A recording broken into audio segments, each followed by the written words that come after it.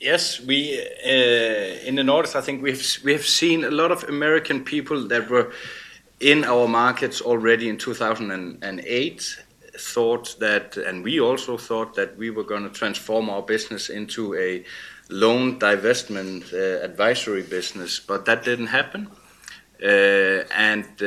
Instead, as markets have realized, everybody has realized Nordics, they work out, they don't dispose.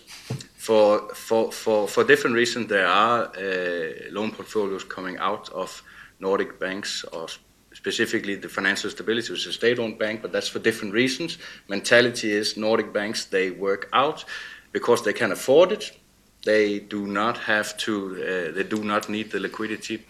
And that has changed the people that has been coming and going in and out of the Nordics. And I think the mandates that American funds entered into were never met by transactions. So there were never a match of product that could meet those mandates. So it has been on very selected cases that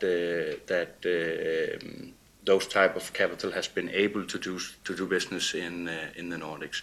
Now we also watched in Property Week that there is a loan book. I'm sure it would have been I'm sure it would have been in Property EU Daily News as well. But I mean, and it probably also has Nordic assets to it, and that of course will probably end up in a transaction that will introduce this new type of money into also our markets. But that's a fraction of the entirety of our market.